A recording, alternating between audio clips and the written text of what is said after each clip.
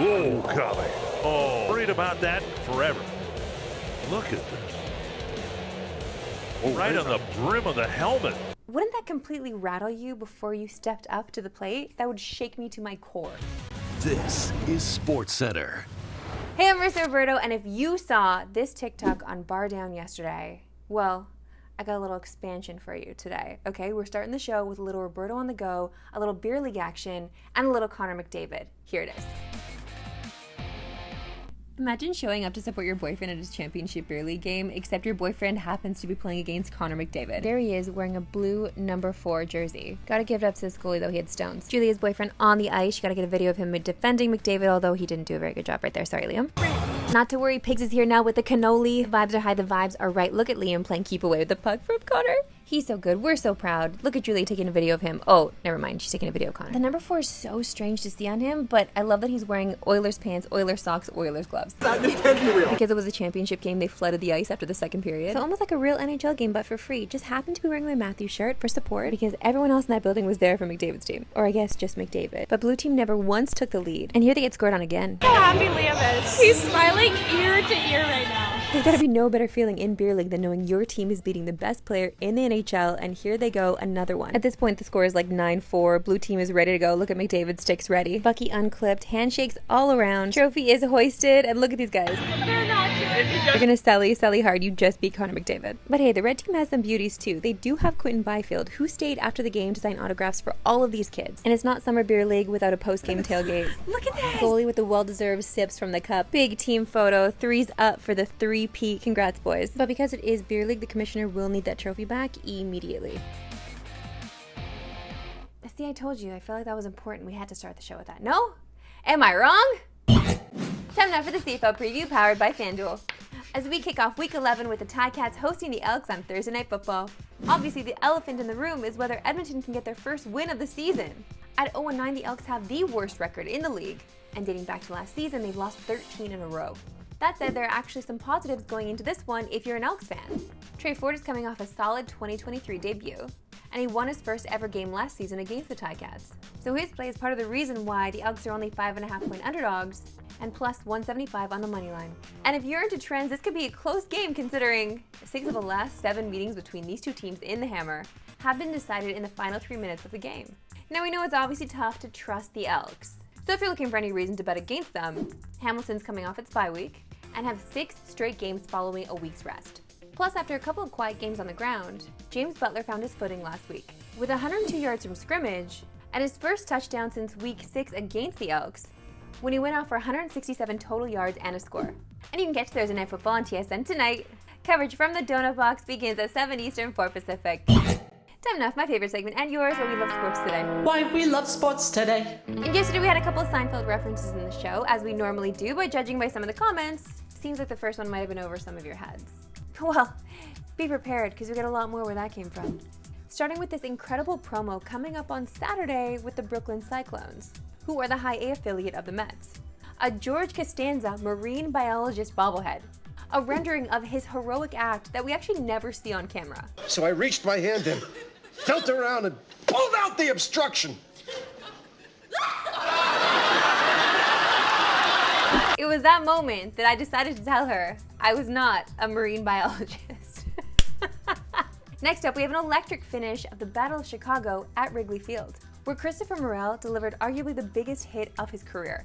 With his Cubbies down 2 in the bottom of the 9th, Morel jumps all over a 1-2 mistake from Gregory Santos. His 19th of the season just clears the ivy at right center, and from there, it is just pandemonium at Wrigley. Let's go! Okay, Bucky off. Come on, jersey off.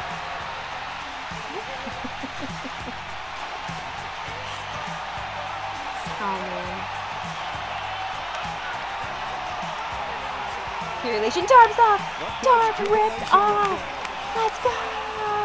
And we couldn't help but think that this Selly might also be inspired by George Costanza. Come on, George, that's it. Come on, give it to me. Come on, work it, work it. Oh, yeah, own it, own it. You are a lover boy. You are a lover boy. Do you see? We all brought it back. It all makes sense now. Seinfeld, baby. And our summer of George continues. Who can forget George's infamous inside the park homer? where he absolutely truck sticks Bette Midler at the plate.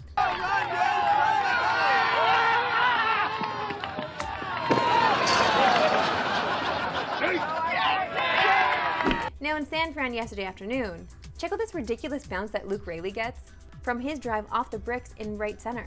It caroms off the top of the wall at an almost 90-degree angle and bounces away from both outfielders chasing it. Raley doesn't even need a collision at the plate. He's in there standing up with one of the most bizarre inside the park home runs that you will ever see. And if you want to tack just a little more Seinfeld onto this, Paul O'Neill also hit an odd inside the park home run that resulted in him having to catch a fly ball in his cap next game. For the kids, you know?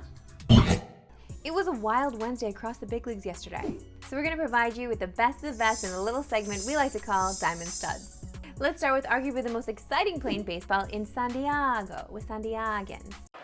Here comes Fernando! He's going to steal home! Fernando Tatis Jr. just walked in! Wow. 5-2. Don't take your eye off him. He may steal home. He jogged for more than half of that. Just completely takes advantage of Perez. Lost in the sauce. That gave me anxiety, just a little trot over, like this guy's starting it. The biggest regret, I think, in my life might be not drafting Fernando Tatis Jr. in a keeper league when I had an opportunity. Next, we're heading east to Washington, where a young national was sliding into the weekend a little early. He'll serve one the other way. Ball into foul ground. Long run for Vargas. He gets there, hits the ground, hits the wall, and he's going to get up smiling. Ildemaro Vargas, an aggressive, wonderful play to end the first inning. It's almost like he's a professional athlete, I don't know. And last but definitely not least, we gotta hit up the Great American Ballpark for one of the plays of the year. Sent to center, Friedel going back. Way back, leaps up the wall. He got it! TJ Friedel tracks it down and ends the inning with a spectacular play. Goodness, time it up, young man, and get up and show the hops. TJ Friedel, ladies and gentlemen. I didn't think a catch could give me chills like that.